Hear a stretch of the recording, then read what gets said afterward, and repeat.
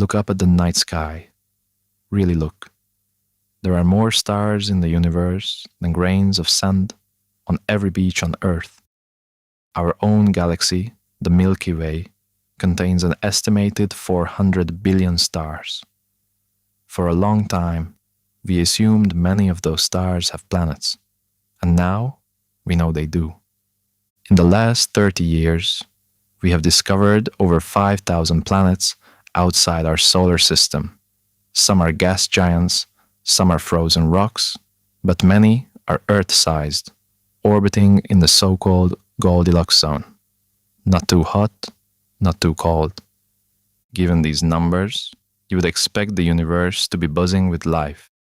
You would expect radio waves, alien signals, and maybe even megastructures. So where is everybody?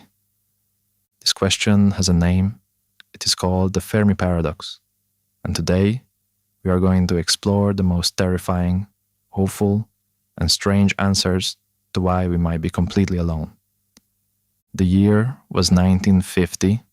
Physicist Enrico Fermi was walking to lunch at the Los Alamos National Laboratory in New Mexico. He was discussing a recent UFO sighting with his colleagues. They were laughing about the probability of alien travel. At lunch, Fermi suddenly asked a question. He asked, "Where is everybody?" He did the math in his head. The universe is about 13.8 billion years old. Our galaxy alone is 100,000 light years across. Even if a civilization developed interstellar travel at a slow pace, say 1% the speed of light, they could colonize the entire galaxy in just 50 million years. That sounds long to us, but in cosmic time, 50 million years is the blink of an eye. Earth has existed for 4.5 billion years. There has been plenty of time for an alien species to arise, travel here, and say hello. Yet the sky is silent. This is the paradox. In a universe that should be teeming with life, we see nothing. One of the most famous solutions to the Fermi Paradox comes from economist Robin Hanson. It is called the Great Filter. The idea is simple. There is a wall. There is a challenge in evolution that almost no species gets past. Either that wall is behind us, meaning Earth already survived the impossible event, or the wall is ahead of us. If the Great Filter is behind us, what could it be? Maybe it was the jump from non-living chemistry to living cells. This event, called abiogenesis, happened on Earth almost instantly in geological terms. But maybe we got lucky. Maybe for every trillion planets, only one makes a self-replicating molecule. Or maybe the filter was the jump from simple prokaryotic cells to complex eukaryotic cells. That took 2 billion years on Earth. It might be the rarest event in the universe. If the filter is behind us, we are the first intelligent species to reach our stage. We are the cosmic lottery winners. But there's a darker possibility. What if the Great Filter is ahead of us? If the filter is in the future, it means that advanced civilizations tend to destroy themselves before expanding into space. They burn their planet. They create AI that turns against them, or they fall into endless war. If this is true, the silence of the universe is a graveyard. Every star you see might have once held a civilization that died out just before it reached the stars. But what if they are out there? What if they are watching and simply choosing to hide? This is the zoo hypothesis.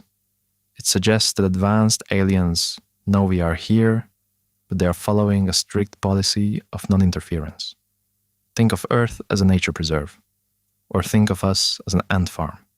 You do not try to teach ants calculus.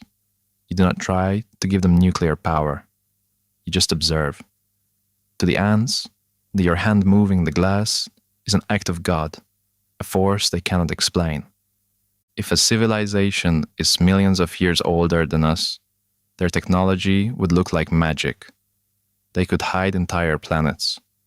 They could mask their radio signals. They might be waiting for us to reach a certain level of maturity before making contact. The zoo hypothesis is popular among scientists who believe the universe is full of life, but it relies on one big assumption, that every advanced civilization agrees to the same rule. One rogue alien species could break the quarantine. Since none have, maybe the zoo is empty. Now we arrive at the most frightening solution. It comes from science fiction writer Liu Cixin, but many real physicists take it seriously. It is called the dark forest theory. Imagine a forest at midnight. Hidden in the trees are hunters. Each hunter knows that other hunters exist, but they also know that staying hidden is the only way to survive. If a hunter reveals their position by lighting a fire or shouting, they will be shot immediately, not because the other hunters are evil, but because in a universe of scarce resources, the only way to guarantee your own survival is to eliminate anyone who might one day threaten you. This theory solves the Fermi Paradox perfectly. The reason we don't hear aliens is because they are all hiding, and if we start broadcasting our location too loudly, someone might come to silence us. In 1974, we broadcast the Arecibo message into space. It was a signal aimed at a star cluster 25,000 light-years away. We have also sent golden records on the Voyager probes, showing maps of our solar system. To a dark forest hunter, those messages are an invitation. Some scientists, including the late Stephen Hawking, warned that contacting aliens could be the biggest mistake in human history. Let's end with two less terrifying possibilities. First, the simulation argument. If we are living inside a hyper-realistic computer simulation, the creator of the simulation might simply not have programmed any aliens. Why waste processing power? But the most hopeful answer is called the rare earth hypothesis. This argues that complex life needs an incredibly specific chain of events. You need a large moon to stabilize the planet's tilt. You need a Jupiter-sized planet to sweep up asteroids. You need plate tectonics. You need a magnetic field. You need the right kind of star.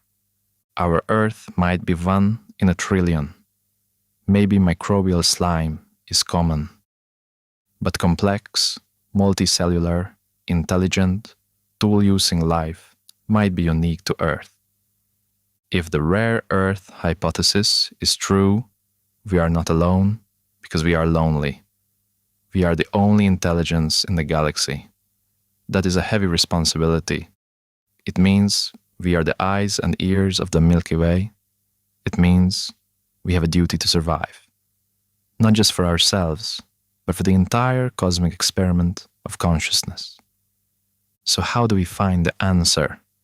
Scientists are not just waiting. They are looking. The SETI Institute, the search for extraterrestrial intelligence, has been scanning the sky for decades. They are no longer just looking for radio signals. They are looking for technosignatures, signs of alien industry. For example, if an alien civilization burns fossil fuels, their atmosphere would show specific chemicals. The James Webb Space Telescope can analyze the atmospheres of distant exoplanets right now.